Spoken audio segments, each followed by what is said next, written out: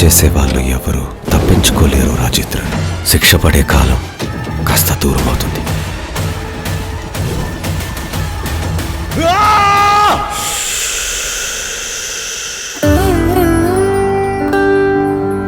Coffee ఇచ్చిన తర్వాత అక్కడే నుంచొని వాళ్ళని చూడకూడదు. ఒక పిచ్చమ్మాయికి ఒక అందమైన అబ్బాయిని తీసుకొచ్చి పెళ్లి చేసేశారు.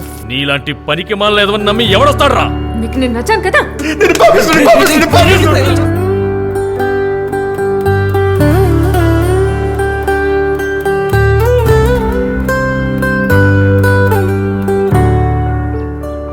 మన పాపను అలా పుడితే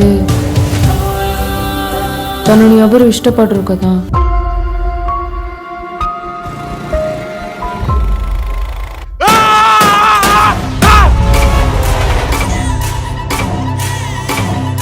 ప్రీవియస్ గా మెంటల్ ఇల్నెస్ ఉండేదా? పెళ్లి తర్వాత అలాంటిది ఏం లేదు డాక్టర్. దివ్య, నా నువ్వు రా. బిడ్డను చూడాలి. దివ్య.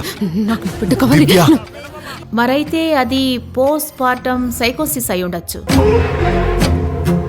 ఈ రిపోర్ట్ డాక్యుమెంట్ అబద్ధం చెప్తుందా? అంటే నేను అబద్ధం చెప్తున్నానా? క్రైమా లేక సివిలా? చెప్పాలి. ఇక్కడ క్రైమ్ జరిగింది. జైలు నుంచి ఎవడన్నా వచ్చాడేమో అని చూస్తున్నావా? స్కెచ్ వేయడాలు, ప్లాన్ చేయడాలు జైల్లోనే జరుగుతాయి. మీరు అందుకే ఇక్కడికి వచ్చుంటారు నాకు తెలుసు సార్. మీ ఫ్యామిలీ వాళ్ళు కూడా హాస్పిటల్కి ఫేవర్ గానే రిపోర్ట్ ఇచ్చారు. దివ్య, నువ్వు చెప్పేది ఎవరు నమ్మడం లేదు. నాకు వాళ్ళందరి గురించి అనవసరం. ఏమైనా చేయకపోతే చచ్చిపోతుందిరా.